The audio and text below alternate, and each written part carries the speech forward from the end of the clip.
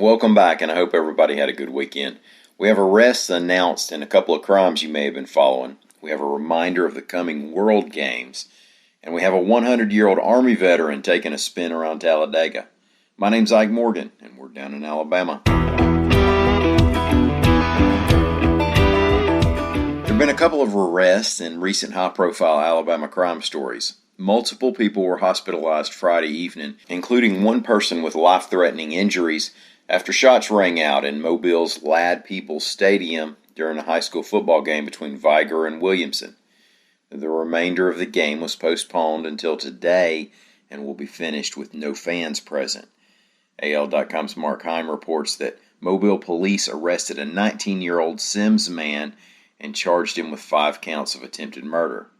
Also, in Tuscaloosa last week, a drive-by shooting riddled a house with bullets and killed a 13-year-old boy who was in his room playing games on his iPad. AL.com's Carol Robinson reports that the Tuscaloosa Violent Crimes Unit announced the arrest of an 18-year-old in that shooting. Authorities believe an older family member of the victim was the intended target of the shooting. If you see new murals showing up between now and the end of the year in the Birmingham, Alabama area, then they're likely related to next year's World Games.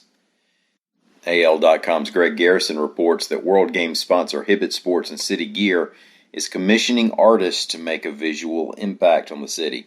Now, one of the artists, Megan McCollum, is working on the first one near Pepper Place. Quote, "I just wanted to hit you in the face with the word believe.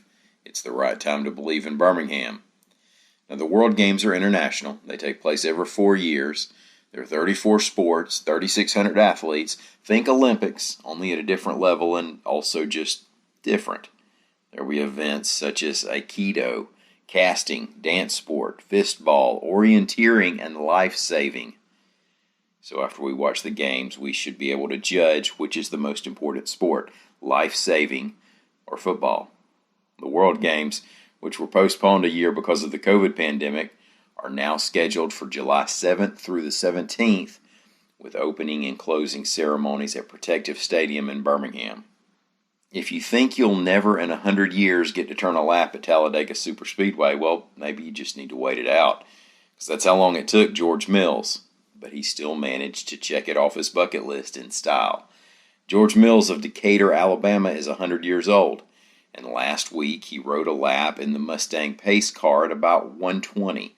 Reports AL.com's Howard Koplowitz and Ivana Rinkiu. Note that it's not the most impressive thing that's taken place in Mr. Mills' long life.